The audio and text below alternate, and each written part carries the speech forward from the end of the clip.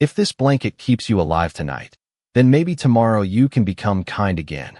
The little girl said it so softly that the words almost disappeared beneath the hiss of the Chicago wind, but the stranger on the bus bench heard every syllable. He lifted his head slowly, as if her voice had reached him from another lifetime. Snow had not fully fallen yet, not the thick white kind that made postcards pretty, but the sharp, dirty kind that came sideways under the yellow streetlights and stuck to coat sleeves, eyelashes, and the cracked pavement along South Halsted Street. The bus shelter shivered each time a truck passed, its cloudy plastic walls rattling like loose teeth. People hurried by with their collars up, their coffee cups steaming, their eyes trained forward in that city way that meant they had learned not to see too much. But Nia Brooks saw him. She was 8 years old, small for her age, with deep brown skin, 2 neat puff braids tied with blue rubber bands, and a backpack so old one zipper had been replaced with a shoelace. Around her shoulders was a navy blanket, thin at the edges, patched twice with gray thread by her grandmother's careful hands. It was the last warm thing they owned. Grandma Ruth called it their winter shield. Nia called it the sky blanket because, when she was very little, she used to pull it over her face and pretend the dark blue wool was the whole night sky protecting her. Now she stood beneath the buzzing light of the bus stop, one mitten missing, one hand tucked inside her sleeve, watching a man sit alone on the far end of the metal bench. He looked like every person adults told children not to talk to, and every person children noticed anyway. His coat was too light for the weather. His shoes were wet. His gray hair stuck to his forehead in damp strands, and his hands were clasped so tightly that his knuckles seemed carved from stone. A paper cup sat near his foot with nothing inside it but a few flakes of melting snow. Nia had been walking back from Miller's Pharmacy, where she had tried to buy cough drops for Grandma Ruth with $3.17 in coins. The man behind the counter had let her choose the small bag after she counted twice and apologized once. She had tucked it carefully in her backpack beside a folded drawing, a church flyer, and a peanut butter sandwich wrapped in a napkin for later. She should have kept walking. Grandma Ruth was waiting in their room at the old family shelter near the tracks, coughing into a towel and pretending she was only tired. The wind was getting colder. The bus sign said the next Route 8 would come in 18 minutes, though in winter 18 minutes could feel like a whole night. Nia took one step past the bench, then stopped. The stranger made no sound, but she saw the way he leaned into himself, as if he were trying to become smaller than the cold. A woman in a red coat passed him without slowing.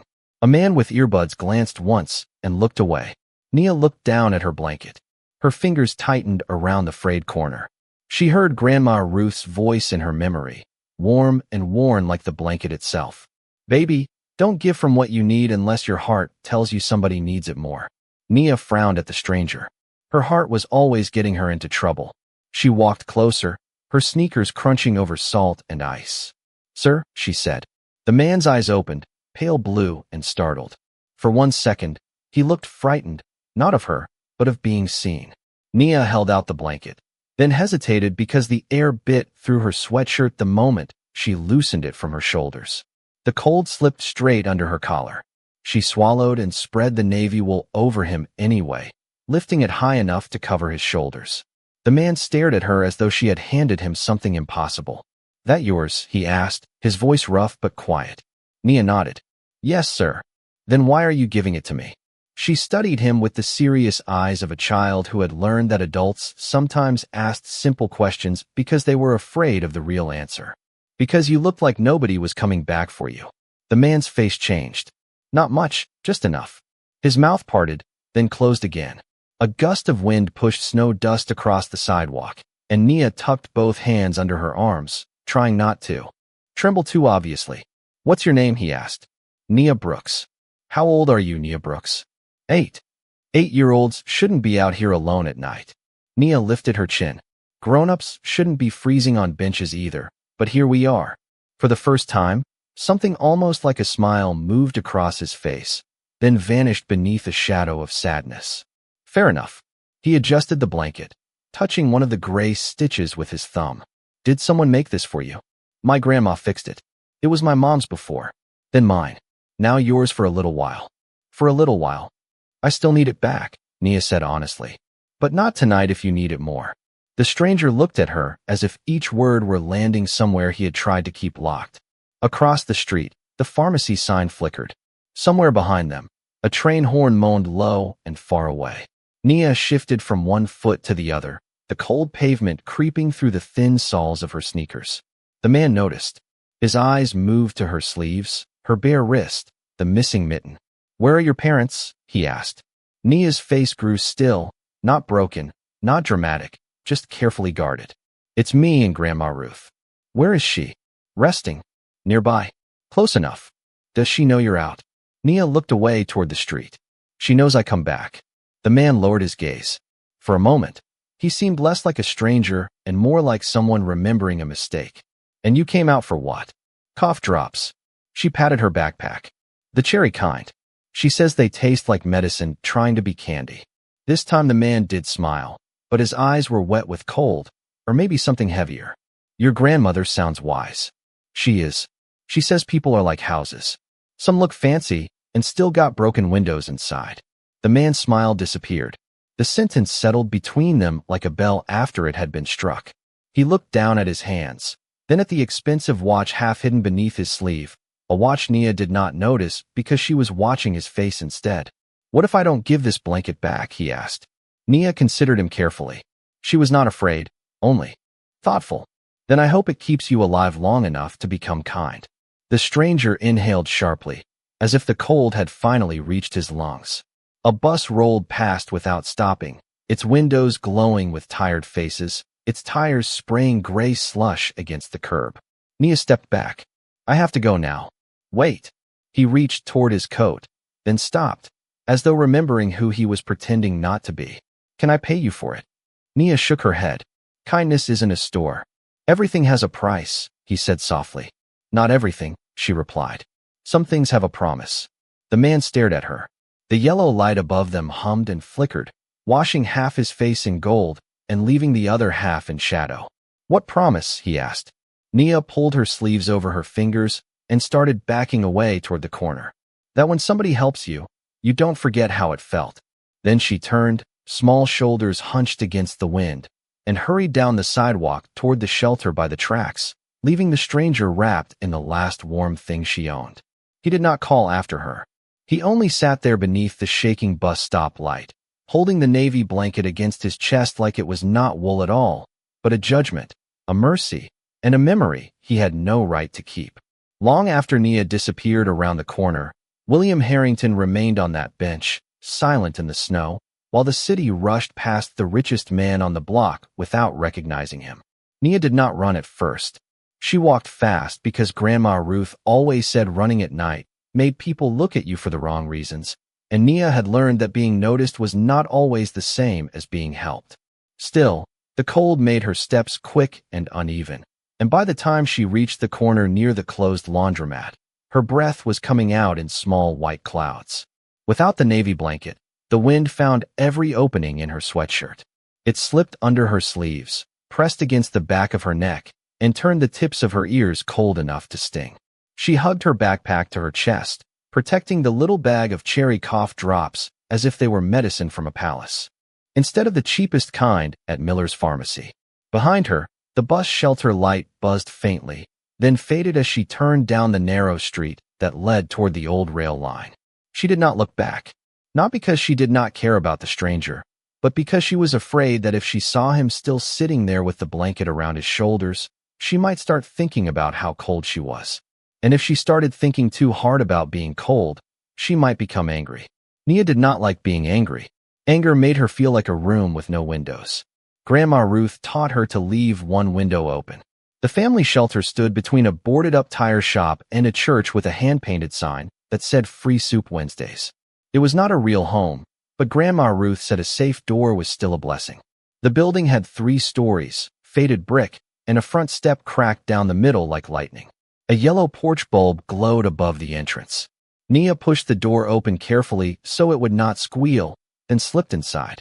Warmth touched her face, thin and uneven, but better than the street.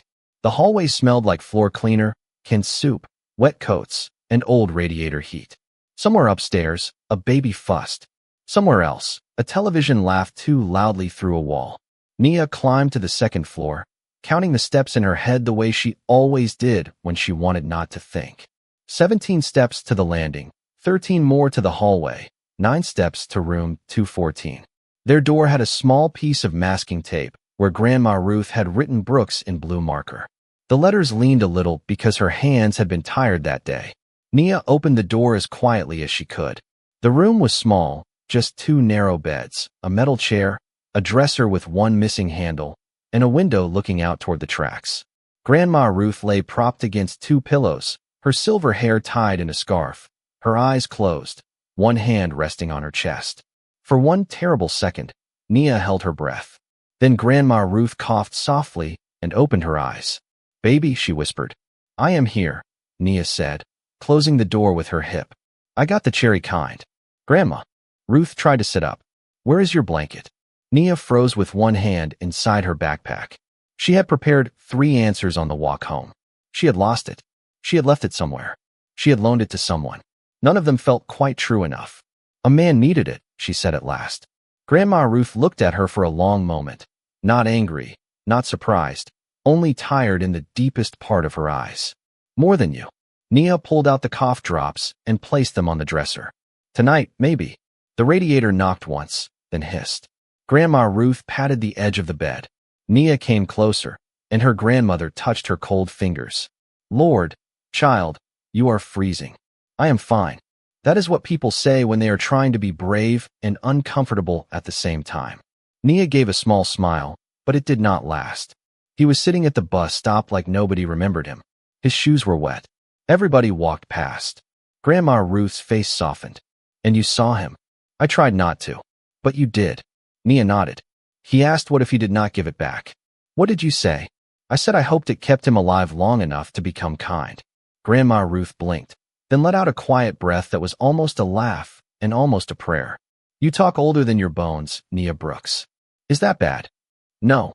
But it means the world has been asking you too many hard questions." Nia looked down at her sneakers. Salt had dried white around the edges. "Do you think you will bring it back?"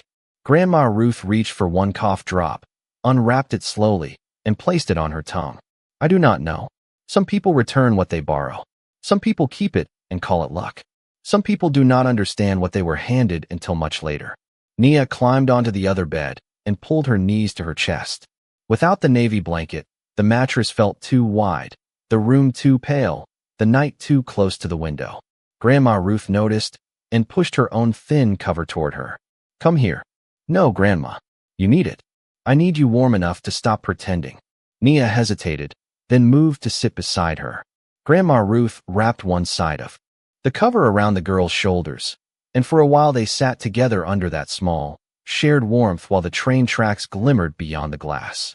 Outside, a freight train moved slowly through the dark, its low rumble shaking the window in its frame.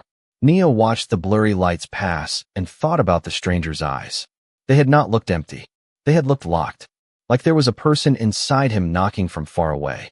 "Grandma," she whispered, "can rich people be cold too?" Grandma Ruth turned her head slightly. "Everybody can be cold.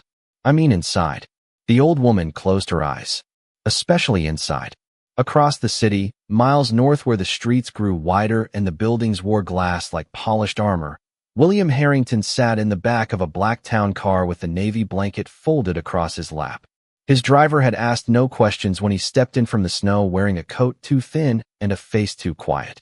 William had not answered the 2 missed calls from his chief operating officer. He had not checked the messages from Caleb Price. He had not even looked at the skyline that usually made him feel like a man who owned the horizon. Instead, he ran his thumb over the gray stitches in the blanket and heard Nia's voice again. "Because you looked like nobody was coming back for you." The words did not accuse him loudly. They did something worse.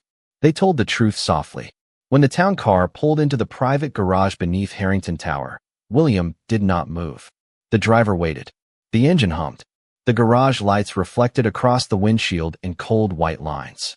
Finally, William reached into the inside pocket of his coat and found the small silver pin he usually wore during site visits, the one marked with a simple engraved H. His fingers closed around empty fabric. He looked down, searched the seat, checked the fold of the blanket, then went very still. The pin was gone. Somewhere back near that bus shelter, somewhere between a little girl's kindness and his own silence, William Harrington had lost the one thing that could prove where he had been that night. By morning, the city had turned the color of wet concrete. Snow melted along the curbs in gray ribbons, buses sighed at each stop, and the sky above South Side, Chicago hung low and heavy, as if it had not decided whether to rain or freeze. Nia woke before Grandma Ruth because she always did when something important was missing. For a moment, while the room was still dim and the radiator clicked in its tired rhythm, she reached beside her for the navy blanket. Her fingers found only the thin shelter sheet. Then she remembered the bus stop, the stranger, his wet shoes, his pale blue eyes, and the way he had held the blanket like it was warmer than wool. Nia sat up slowly. Grandma Ruth was still asleep, breathing softly through her mouth, one cough drop wrapper folded neatly on the dresser like a tiny piece of red paper. Nia slipped out of bed, put on her sweatshirt, and pulled her backpack over one shoulder. She did not want to wake her grandmother, not yet. If the man had left the blanket at the bus stop, she could bring it back before breakfast, and everything would be simple again. But Nia already knew life rarely became simple just because a child asked it to. She opened the door and stepped into the hallway, where the morning smelled like oatmeal, damp socks, and coffee from the shelter office downstairs. Mrs. Alvarez, the day volunteer, was taping a notice to the bulletin board. She looked over her shoulder. "Nia, sweetheart, breakfast starts in 10 minutes. "I am coming back," Nia said. "I just need to check something." Mrs. Alvarez frowned at the missing blanket, but did not ask. Some questions in that building had answers too heavy for morning. Outside, the air slapped Nia awake. She tucked her hands into her sleeves and walked toward the bus stop, passing the church sign, the shuttered tire shop, and the long fence by the tracks. The neighborhood was louder now. Delivery trucks backed into alleys with sharp beeping sounds. A man swept salt from the front of a corner store. Two kids in school uniforms hurried past her, laughing into their scarves. Nia kept her eyes on the sidewalk, searching for navy wool against the dirty snow, but she saw nothing. When she reached the bus shelter, the bench was empty. The paper cup was gone. The stranger was gone. So was the blanket. Nia stood still beneath the buzzing yellow light, though it was no longer dark enough to need it. The plastic wall of the shelter was scratched with old names and cloudy from the cold. Her reflection looked small inside it, smaller than she felt when Grandma Ruth was beside her. She pressed her lips together, refusing to cry. She had given the blanket because it was right. Right did not always mean easy. Right did not always come back folded in your arms. She turned to leave, and that was when she saw something silver caught between the bench leg and the curb.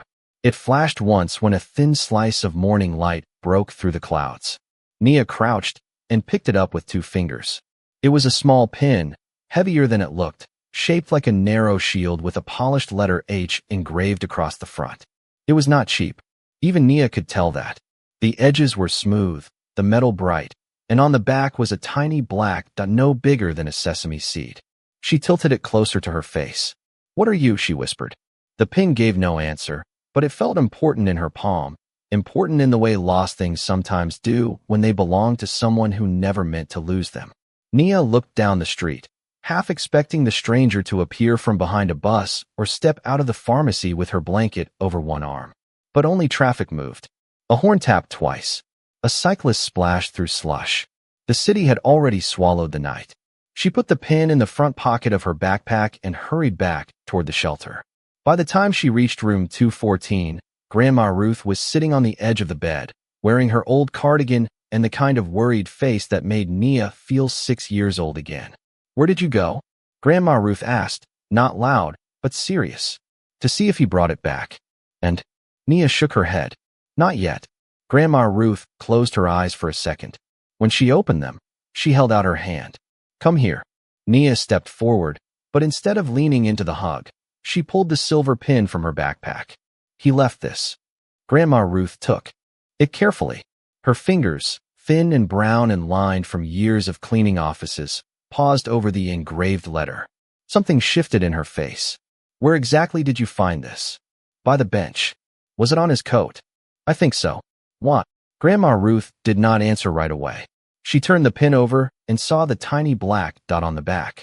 Her expression tightened, not with fear, but recognition. I have seen this kind of thing before, she said quietly. At Harrington Tower. Nia blinked. The big glass building downtown. Grandma Ruth nodded. I worked nights there years ago, before my knees got bad. Executives wore pins like this when they visited construction sites. Security badges, tracking chips, company things. That H does not stand for homeless, baby. Nia stared at the pin. The room seemed to grow quieter around her. Even the radiator stopped knocking. Then who was he? Grandma Ruth looked toward the window, where the tracks cut through the city like a dark line. I do not know. But someone with that pin was never just a man on a bench. Before Nia could speak, footsteps sounded in the hallway. Heavy, official footsteps. Then came a knock on the door, 3 hard taps that made Grandma Ruth straighten. Mrs. Alvarez opened the door halfway, her face pale with frustration. Behind her stood a man in a charcoal overcoat, holding a clipboard and wearing a smile that did not reach his eyes. Mrs. Brooks, he said. My name is Caleb Price. I represent the redevelopment office for this property. Grandma Ruth slowly stood, one hand on the bed frame for balance. We were told we had 30 days. Caleb glanced around the small room as if everything in it had already been packed away in his mind. Plans have changed. Nia closed her fingers around the silver pin until its edges pressed into her palm. Outside, another train passed, shaking the glass. Inside, the warmth from last night seemed suddenly very far away. Caleb Price did not raise his voice, and somehow that made him sound colder. He stood in the doorway of room 214 with his polished shoes just outside the worn strip of carpet, as if stepping fully inside might make him responsible for the lives contained there. His charcoal overcoat was buttoned perfectly, his leather gloves folded in one hand, his clipboard balanced in the other. Behind him, Mrs. Alvarez looked like she wanted to say something stronger than shelter rules allowed, but Caleb spoke first. The redevelopment schedule has been moved up. This building must be cleared by noon. Grandma Ruth stared at him as though she had misheard. Noon today? That is correct.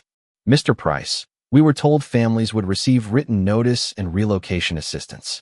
Caleb gave a practiced nod, the kind men used in offices when they wanted compassion to look like paperwork. Notices were issued. Not to us. Then perhaps your file was incomplete. Nia stood near the bed, the silver pin hidden inside her closed fist.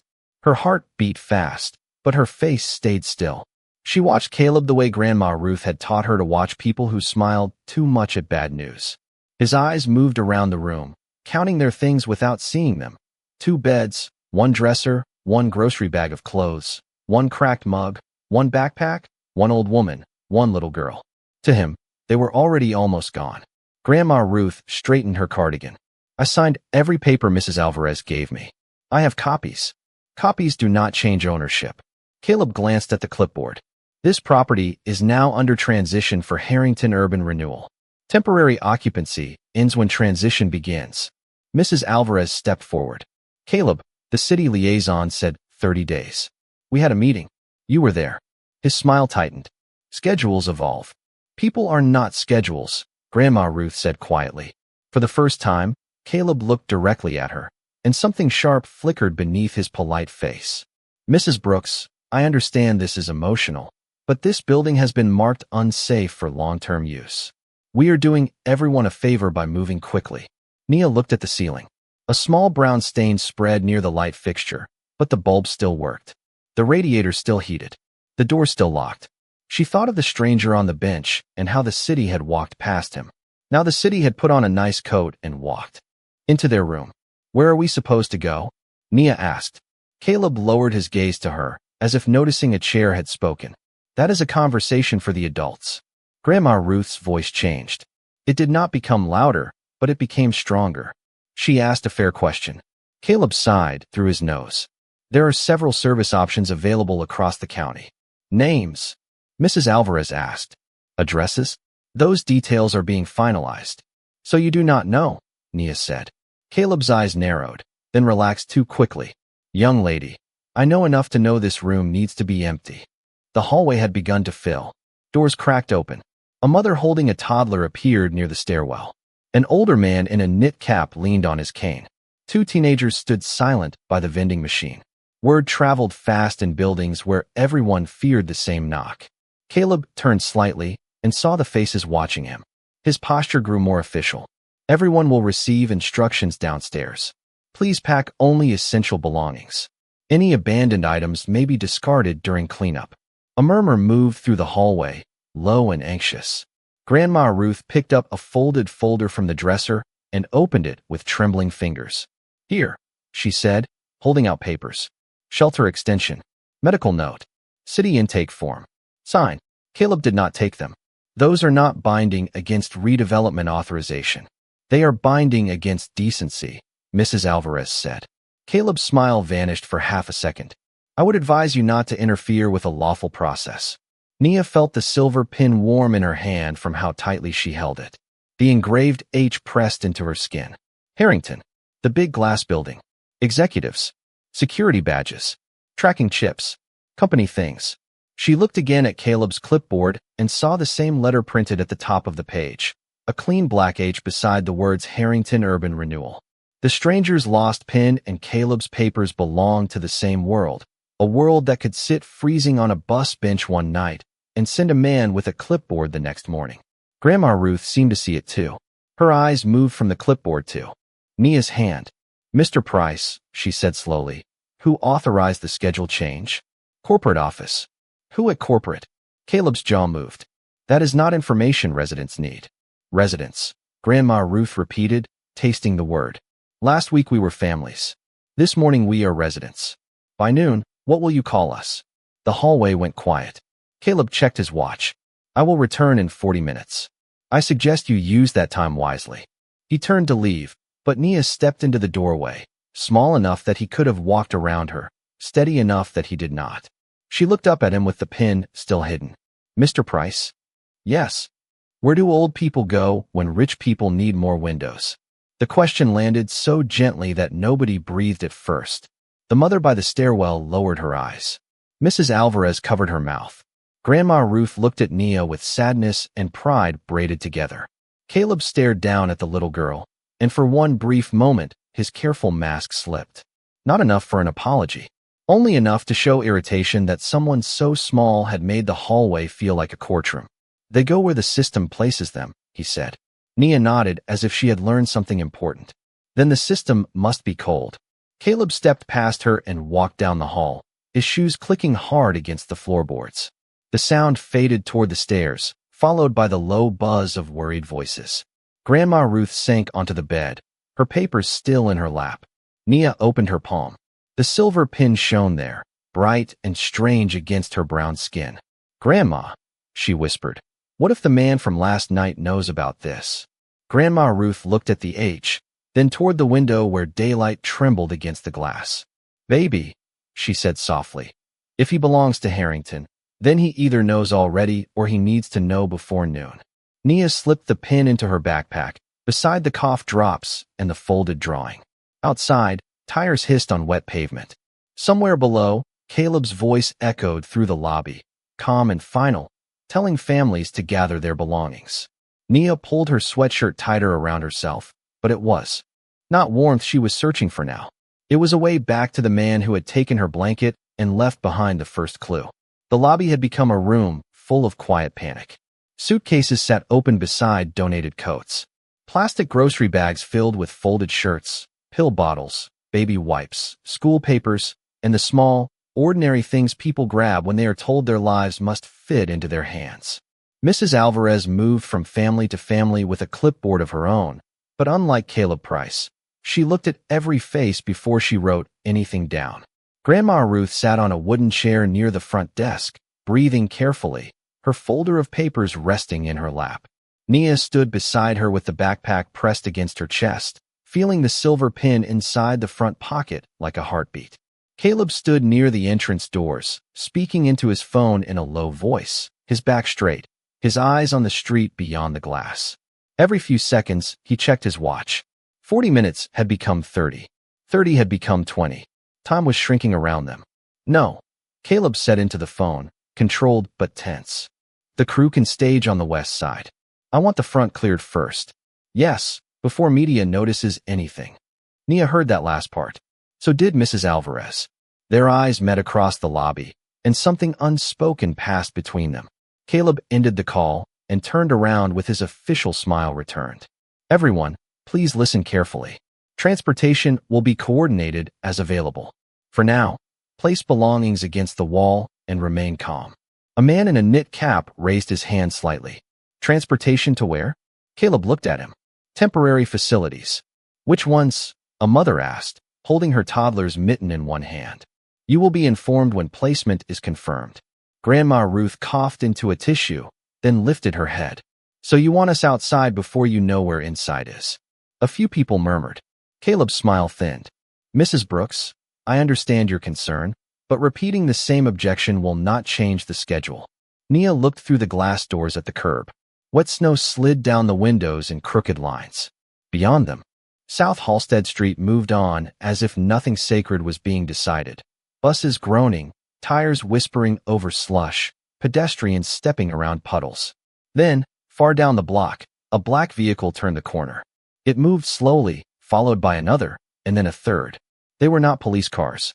They were not city vans.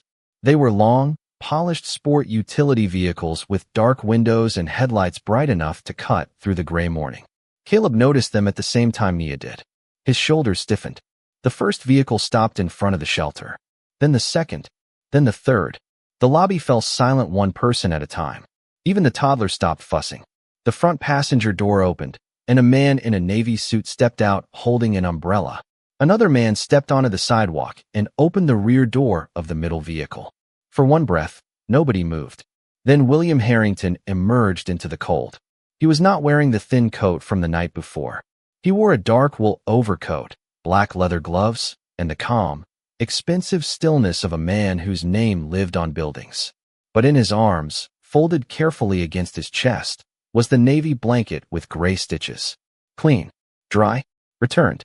Nia recognized his eyes before she understood the rest of him. Pale blue, tired, and no longer hidden beneath the posture of a forgotten man.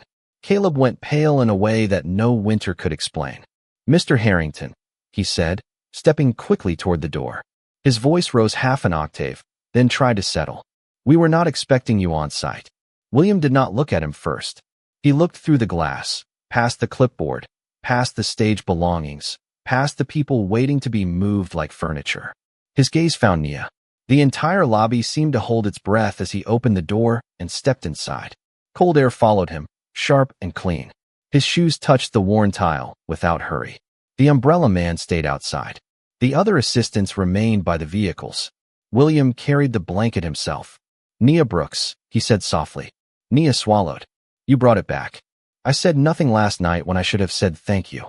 He stopped a few feet away and held out the blanket with both hands, not tossed, not handed down, but offered like something valuable. Thank you. Nia took it slowly. The wool was warm from the car. For a moment, she could smell clean laundry, cedar, and the faint winter air that clung to his coat. She pulled it close but did not wrap herself in it yet. You are William Harrington, she said. A murmur passed through the room. Caleb stepped forward. Mr. Harrington, this situation is under control. We are simply proceeding with the transition order from corporate. William finally turned to him. His face did not harden. It became still, which was worse. From corporate? Caleb adjusted his grip on the clipboard. Yes, sir. Based on the accelerated redevelopment timeline approved by the regional office. Interesting, Williams said.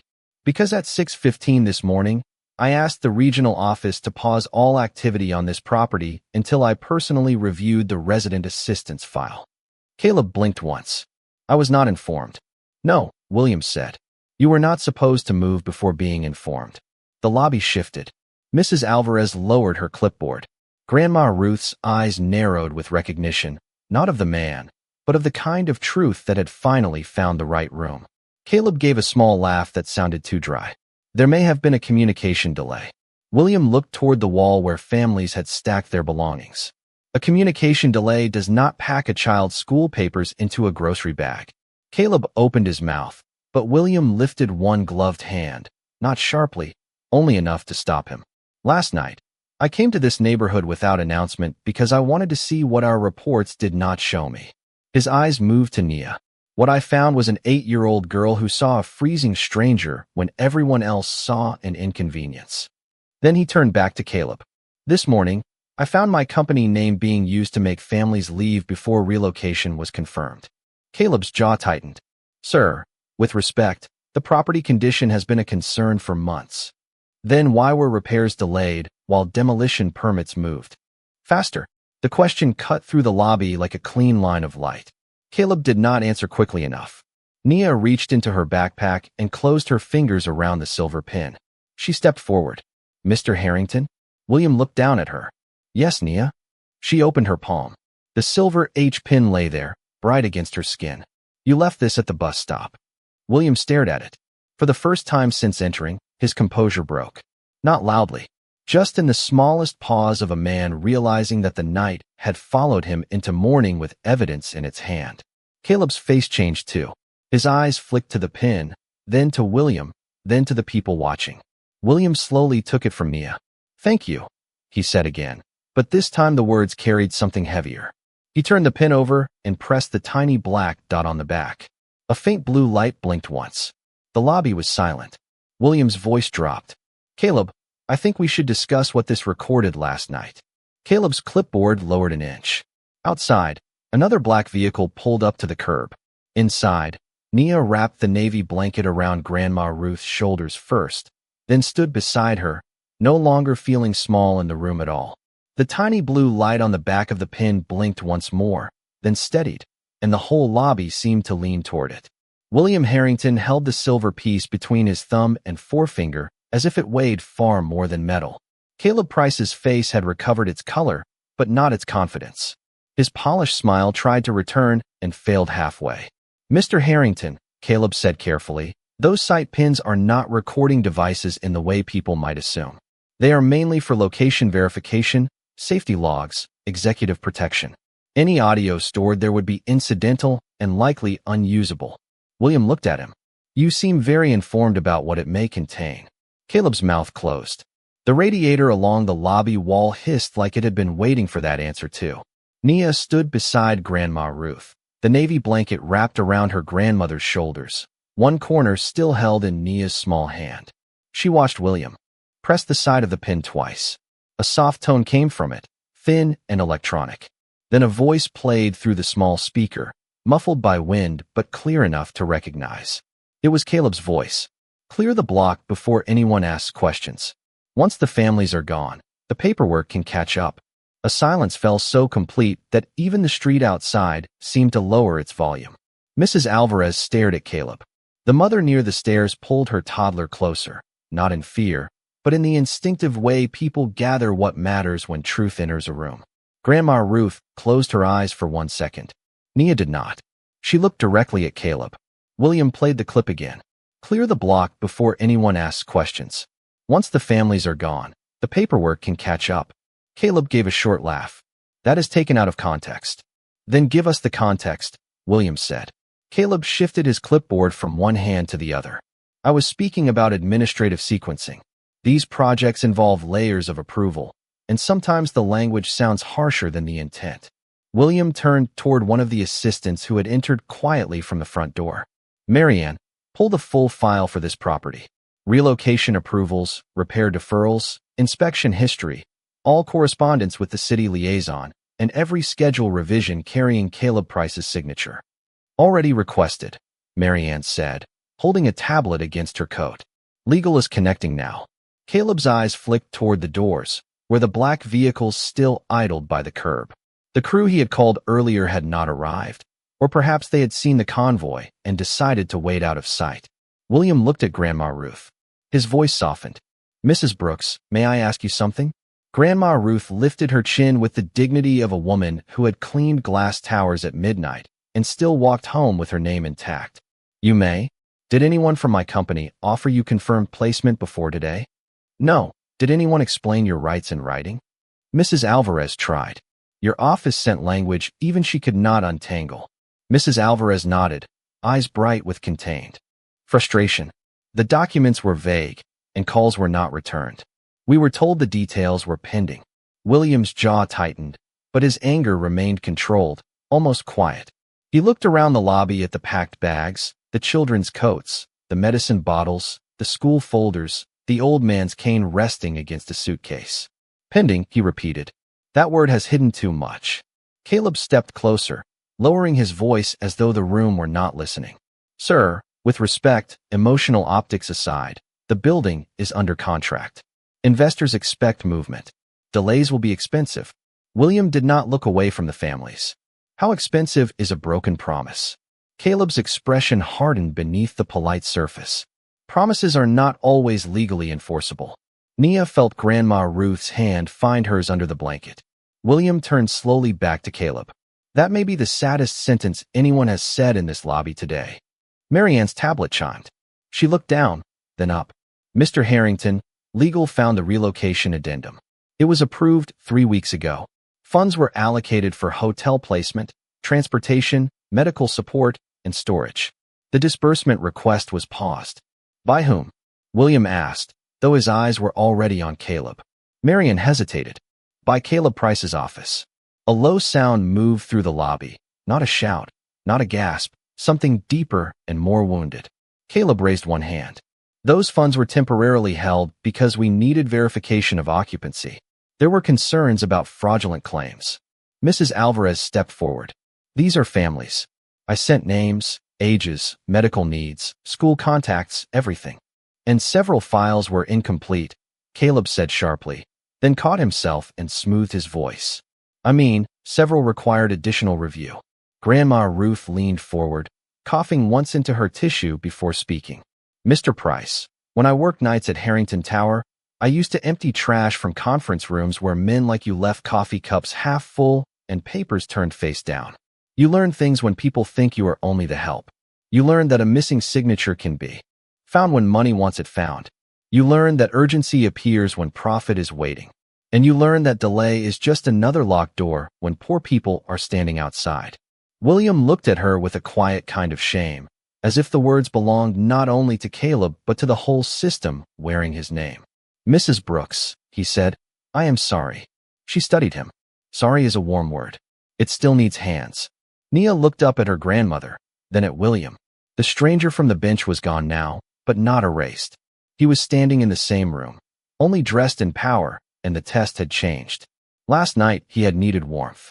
This morning everyone else did. William nodded once, accepting the sentence like an instruction. Marianne, release the relocation funds immediately. Contact the Lakeshore Grand and the Palmer House. If they do not have enough rooms, call every hotel within 5 miles. Families stay together. No one is separated for convenience. Arrange accessible transportation for Mrs. Brooks and anyone else who needs it. Meals included. Storage covered. School transport arranged by morning. Marianne was already typing. Yes, sir. Caleb's clipboard lowered completely.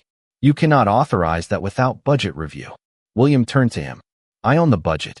The words landed with no drama, only finality. Then William held up the silver pin. And I also own the investigation that begins now. Caleb glanced toward Nia, and for the first time, he seemed to understand that the smallest person in the lobby had carried the largest piece of truth. Nia did not smile. She only wrapped the blanket more securely around Grandma Ruth and asked, in a voice soft enough to remain kind but clear enough for everyone to hear, does this mean nobody has to stand outside today? William looked at the packed bags, then back at her. Yes, Nia, that is exactly what it means. The lobby exhaled all at once, not in celebration yet, but in relief so fragile it sounded like the first crack in a frozen river. By 10:30 in the morning, the shelter lobby no longer felt like a room waiting to be emptied. It felt like a room learning how to breathe again.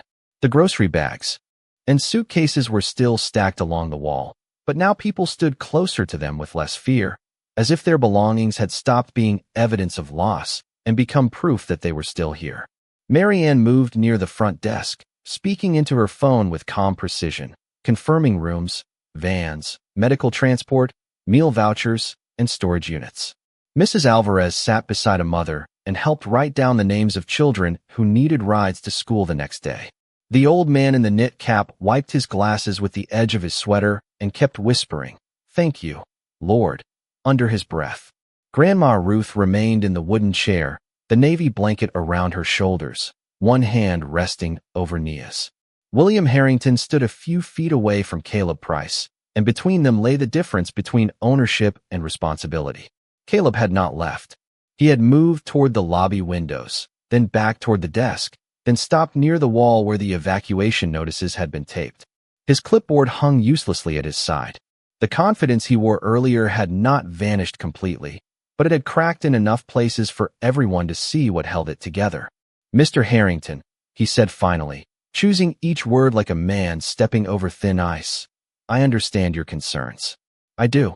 But I have to say this plainly. You are reacting in the middle of a public scene based on emotion, a partial audio clip, and the testimony of residents who may not fully understand the business obligations involved." The room turned quiet again, but this time the silence did not belong to fear. It belonged to attention. William looked at Caleb without moving. "Be careful with the next sentence." Caleb swallowed. "I only mean that a child's gesture, however touching, should not override a legally structured project." Nia felt the words pass over her like cold air through a cracked window. A child's gesture. That was what he called it. Not a blanket. Not a choice. Not a person seeing another person. Just a gesture, small enough to dismiss. Grandma Ruth's fingers tightened around Nia's hand, but Nia stepped forward before her grandmother could stop her. She did not step far, only enough for Caleb to see that she was not hiding behind the blanket or William or the adults in the room. "Mr. Price," she said, "when somebody is cold, do you ask if helping them is legally structured?" Caleb looked down at her, and his face showed a quick flash of irritation before he covered it. "Nia, this is not a conversation for you." William's voice came in low and firm. "She asked you a question." Caleb looked at William, then back at Nia. "The world is more complicated than a bus stop." Nia nodded slowly. "Maybe, but people are still people in complicated places." A woman near the stairwell pressed her lips together. Mrs. Alvarez lowered her pen. Grandma Ruth closed her eyes for a moment, as if she were listening to an old hymn only she could hear. Caleb gave a small, strained smile. "That sounds very nice. It does not solve housing policy." "Neither did your clipboard," Nia said. The old man in the knit cap made a sound that was almost a laugh, then covered it with a cough. Caleb's face tightened. William turned to Marianne. "Is legal still connected?" "Yes, sir.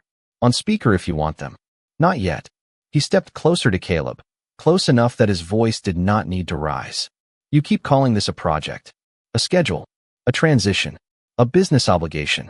But I looked at the files on my way here. Harrington Group received city cooperation because we promised not to displace families without confirmed temporary housing. We promised medical accommodation. We promised school continuity. We promised storage. And then your office paused the funds, accelerated clearance, and prepared to move people before anyone outside this building could ask why." Caleb straightened. "Those are serious accusations. They are serious facts. Facts require complete review. Then you will have one." William lifted the silver pen, starting with this, followed by emails, call logs, budget holds, permit sequencing, every message you sent, and every instruction you gave. Caleb's eyes moved around the room. He seemed to notice, perhaps for the first time, that no one was looking at him as an authority anymore. They were looking at him as a man whose words needed witnesses. "You are making me the villain because it is convenient," Caleb said. "I did what executives ask people like me to do. Move fast. Reduce cost. Keep friction low. Nobody gets rewarded for slowing a project because a shelter hallway feels sad." William's face changed, not with surprise, but with recognition. The sentence had not only exposed Caleb. It had exposed a language William had heard in boardrooms for years, cleaner words wrapped around the same cold idea. Move fast. Reduce cost. Keep friction low. He had approved phrases like that. He had praised men who used them. He had built buildings so tall that he forgot to ask what shadows they cast. "You are right about one thing," William said quietly. "This did not begin with you." Caleb's shoulders loosened, mistaking the sentence for rescue. "Exactly, but it ends with you." The room held still. William turned toward the families, not as a speaker addressing a crowd, but as a man finally looking people in the eye. "For years, I let reports stand in for reality. I let numbers become neighborhoods. I let people I never met carry the cost of decisions made in rooms they could not enter. Last night, I sat at a bus stop in a coat too thin for the weather because I wanted to inspect a property anonymously. I thought that meant I was being thorough." His eyes moved to Nia. "Then an 8-year-old girl gave me the last warm thing she owned and asked for nothing except that I not forget how it felt. Nia looked down, suddenly unsure what to do with everyone's attention. William continued, his voice steady but roughened at the edges. So let us be clear. She is not a symbol for a presentation. She is not a gesture. She is not a public relations moment. She is the only person here who acted like an adult before any of us did. Caleb looked away. No one spoke. Even the phones at the front desk seemed to wait. Grandma Ruth reached for Nia and drew her gently back beside the chair, not to hide her, but to hold her steady. Marian approached William and showed him the tablet. Legal confirms grounds for immediate suspension pending investigation. William nodded. Mr. Price, you are relieved of authority on this site effective immediately. You will surrender your company access, devices, and documents to our legal team before leaving the property. You will not contact residents, staff, contractors, or city partners except through counsel. Caleb's mouth opened, then closed. He looked toward the glass doors, where one of William's security managers had entered quietly, not threatening, simply present. Caleb set the clipboard on the front desk with exaggerated care, as if dignity could be preserved by placing paper down neatly. This is a mistake, he said. William looked at him with a sadness sharper than anger. No, the mistake was thinking no one small enough would notice. Caleb walked out into the gray morning without another word. The door shut behind him with a soft click, and that tiny sound carried more finality than any shout could have. For a few seconds, nobody moved. Then Mrs. Alvarez exhaled. The mother by the stairs began to cry quietly into her child's hat, and the old man in the knit cap whispered, "Well, amen," as if the room had just finished a prayer. William turned back to Nia and Grandma Ruth. The vans will be here in 20 minutes. You and your grandmother will have a warm room tonight. Nia looked at the navy blanket wrapped around Grandma Ruth, then at the wall of packed belongings, then at the families waiting with cautious hope. Not just us, she said. William nodded. Not just you. For the first time that morning, Nia let herself breathe all the way in. The air still smelled like wet coats, radiator heat, and worry, but underneath it now was something else, something warmer than the blanket and larger than the lobby. It was the fragile beginning of being believed. The first van arrived with its heater already running, its windows fogged at the edges from warm air pushing against the cold. Then came another van, and then a small bus with a folding ramp, followed by a delivery truck marked for storage and 2 hotel shuttles from downtown. They pulled up along South Halsted Street one after another until the curb outside the shelter looked less like a place being cleared and more like a place being rescued from the inside. Out. Nobody cheered. Not yet. Hope had to move carefully in a building where disappointment had often arrived wearing official shoes. Families watched through the lobby windows as drivers stepped out with lists, blankets, bottled water, and cardboard tags for luggage. Marianne stood near the entrance, matching names to rooms, making phone calls without wasting words. Mrs. Alvarez moved beside her, correcting spellings, adding children's middle names, reminding everyone which mother needed a crib, which grandfather needed a ground floor room, which teenager had asthma medication in a blue backpack. William Harrington listened to all of it. He did not stand behind his assistants or disappear into the back of a car. He stayed in the lobby with his overcoat unbuttoned, his phone in one hand, and the look of a man discovering that doing the right thing required more than one dramatic order. It required patience. It required names. It required hearing details that money usually paid other people to hear. Grandma Ruth was offered the first accessible van, but she refused to move until the mother with the toddler was checked in on the list. Babies first, she said, and nobody argued. Nia stood close to her, holding the navy blanket around both of them whenever the front doors opened and cold air rolled across the tile. She watched people prepare to leave with the strange carefulness of those who had packed under fear and now had to unpack that fear before trusting the next step. A boy about 10 clutched a shoebox filled with baseball cards. An older woman carried a framed photograph wrapped in a towel. The old man in the knit cap kept asking if his cane would fit in the van, and every time a driver said yes, he asked again, just to make sure yes still meant yes. William noticed. He walked over, took the cane gently, and placed it himself beside the seat of the waiting van. "It will ride with you," he said. The old man looked up at him, surprised by the smallness of the kindness. "Thank you, sir."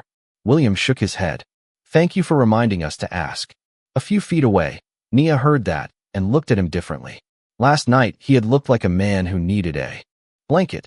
Now he looked like a man learning what to do after receiving one. When it was finally Grandma Ruth's turn, William approached with a hotel folder. Mrs. Brooks, you will be at the Lakeshore Grand tonight. 2 beds, accessible bathroom, meals included, and a doctor will come by this afternoon if you agree. Grandma Ruth lifted one eyebrow. If I agree? Yes, ma'am. She studied him for a moment, then nodded. You learn fast. Not fast enough, he said. Nia looked between them. Is everybody going to a hotel? William turned toward her. Everyone from this building will have a room tonight. Together? Families together. And tomorrow? That question was quieter, but it reached deeper. William did not answer too quickly, and Nia respected him more for that. The lobby had heard enough fast answers. He crouched slightly, so he did not tower over her, though he kept a respectful distance. Tomorrow we start making it more than one night. I have an empty apartment building 3 miles from here waiting for renovation. It has heat, working water, and 82 units. I was going to turn it into luxury rentals. Nia waited. Now it will become temporary family housing while the permanent plan is reviewed. For everybody? For everyone who needs it. Nia looked down at the blanket corner in her hand. That sounds expensive. William gave a soft breath that was not quite a laugh. It is. Are you still going to do it? Yes. Because of me? He looked at the lobby, at Mrs. Alvarez helping a child zip a coat, at Grandma Ruth holding her folder of papers, at the old man settling into the van with his cane beside him, at the mother pressing her cheek to her toddler's hat. Then he looked back at Nia. Because you helped me see what was already true. Nia thought about that. She did not want to be made into magic. She knew she was just a girl with cold hands and a grandmother who coughed at night and a blanket that used to belong to her mother.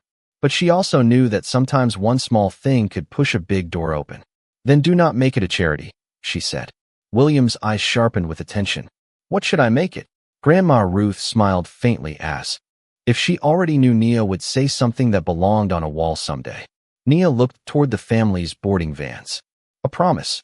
Charity is when people help and then leave. A promise means they have to come back. The words settled over William with the weight of a signature.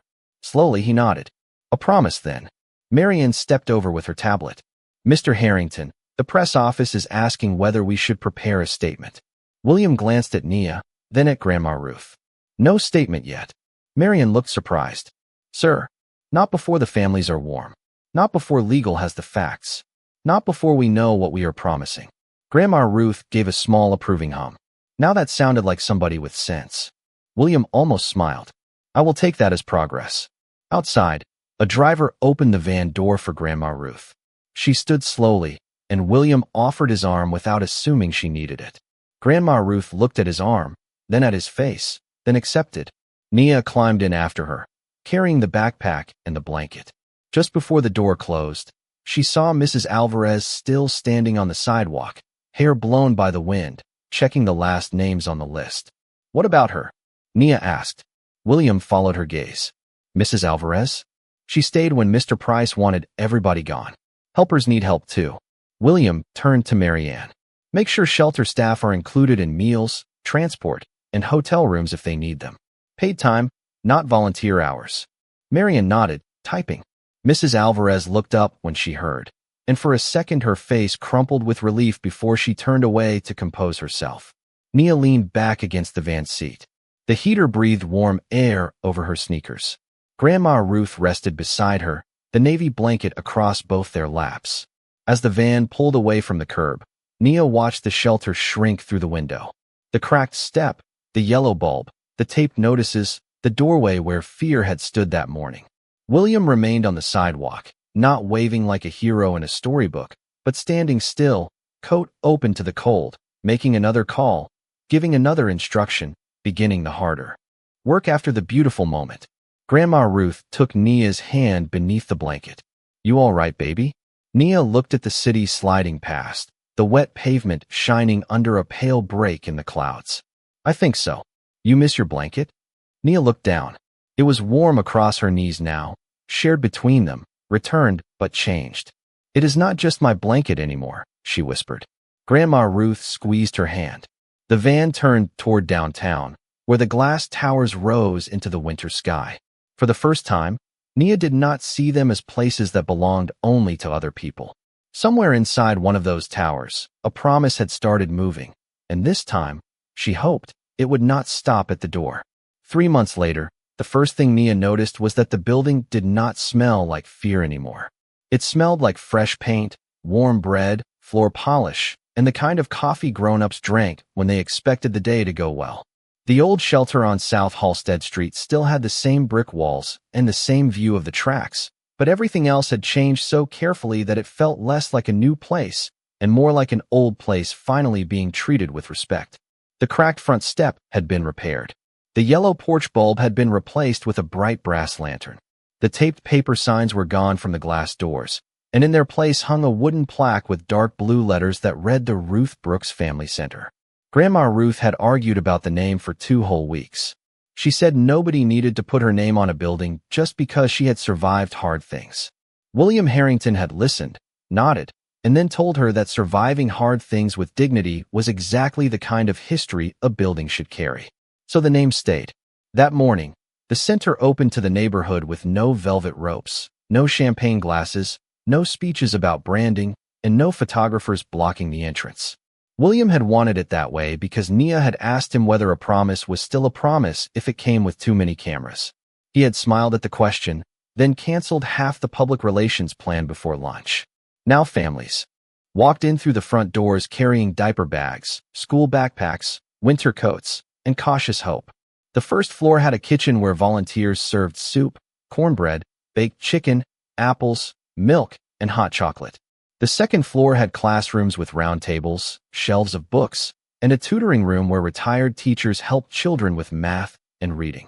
The third floor had family support offices, a medical consultation room, and a quiet room with soft chairs where people could sit when the world felt too loud. In the back, where a storage closet used to smell like bleach and broken mops, there was now a winter room filled with coats, gloves, socks, scarves, and blankets folded by size and color. Nia stood in that room for a long time before the opening ceremony began. She ran her fingers across a stack of red fleece blankets, then green quilts, then thick gray wool ones that looked strong enough to fight a Chicago January. "You all right?" Grandma Ruth asked from the doorway. She looked better now. Not cured, not magically young, but rested in a way Nia had not seen in years. Her cough had softened, her cheeks had color, and she used her cane mostly because the doctor insisted, not because every step looked like a negotiation. Nia nodded. "There are so many. That is what happens when one blanket teaches a rich man arithmetic." Nia laughed, then looked toward the front lobby, where William was speaking quietly with Mrs. Alvarez. Mrs. Alvarez was no longer a volunteer, trying to hold a collapsing place together with tape and kindness. She was now the center director, with a salary, a staff, and an office door that children kept decorating with stickers. William had offered the job in person. Mrs. Alvarez had cried only after he left the room, and even then she pretended she was allergic to fresh paint. Caleb Price was gone from Harrington Group. Adults spoke carefully around Nia when they mentioned investigations, repayments, hearings, and legal review. She understood enough to know that some wrongs were being unwound slowly, thread by thread. But what mattered most to her was that no family from the shelter had slept outside that winter. The empty apartment building William had mentioned became temporary housing first, then part of a permanent family housing fund. School buses stopped there every morning. A clinic visited twice a week. And whenever someone said it was generous, Grandma Ruth corrected them. "No," she would say. "It is overdue." Near 11 o'clock, everyone gathered in the main hall. The old lobby had been opened up into a bright room with tall windows, polished floors, and a wall painted the same deep navy as Nia's blanket. Chairs filled quickly. Children sat cross-legged near the front. Neighbors stood along the sides. The old man in the knit cap had a new cane with a rubber tip that did not slip. The mother who had carried the toddler now sat with both children beside her, their coats hanging safely in the winter room instead of packed in bags by a door. William stood near the navy wall, looking less like a billionaire than he had that first morning, not because his suit was cheaper, but because his shoulders no longer seemed built to keep the world away. He welcomed everyone in a short voice, steady but humble. He did not call himself a savior. He did not call the center a gift. He called it a responsibility that had finally found an address. Then he looked at Nia. "There is one more thing," he said. Nia felt Grandma Ruth's hand gently touch her shoulder.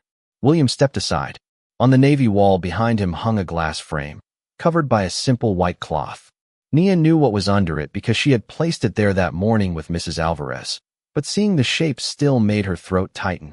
William nodded to her. "Only if you want to." Nia walked forward. The room became quiet in the softest way, not the cold silence from the morning Caleb came, but a warm silence, the kind people make when they are protecting a moment. Nia reached up and pulled the cloth away.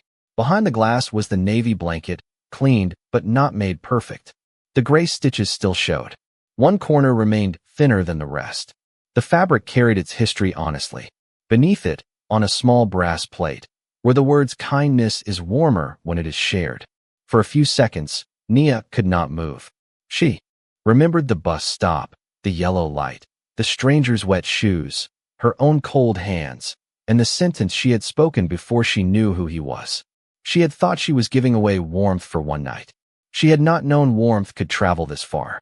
Grandma Ruth came to stand beside her, one hand resting on her cane, the other on Nia's back. "Your mama would have loved this," she whispered. Nia looked up. "Because of the blanket?" Grandma Ruth smiled through bright eyes. "Because of you." William approached slowly, stopping beside them, but leaving enough space for the moment to belong to family first. "Nia," he said, "I used to think buildings changed cities. I was wrong. People do. Sometimes one person. Sometimes one child. Sometimes one act so small that the world almost misses it." Nia looked at the framed blanket. "You did come back," she said. William's face softened. "You told me a promise means coming back." Outside, a train horn sounded in the distance, low and familiar, but inside the center it no longer felt lonely. Children were laughing near the kitchen. Someone opened the front door, and cold air rushed in for a second before being swallowed by warmth. Nia turned and saw a woman she did not know step inside with a little boy, both of them hesitant, both carrying everything in one backpack. Mrs. Alvarez walked toward them immediately, smiling as if she had been waiting. Nia watched the woman's shoulders loosen when she realized she was not being turned away. That was when Nia understood the blanket was not finished. It was not a museum piece. It was a beginning. She walked to the winter room, picked out a soft blue blanket from the middle shelf, and carried it to the little boy. He looked at her with wide eyes. "Is this for us?" he asked. Nia placed it in his hands. "For as long as you need it." The boy held it to his chest. His mother whispered thank you, but Nia only smiled. Across the lobby, William saw her and did not interrupt. Grandma Ruth saw her too, and her eyes shone with the quiet pride of someone watching a seed become a tree. The center doors stayed open all afternoon. People came in from the cold and left with food, coats, appointments, directions, or simply the feeling that somebody had seen them. And on the navy wall, behind glass, the old blanket rested under warm lights, no longer the last thing a little girl owned, but the first proof that mercy, once given, can return larger than anyone imagined.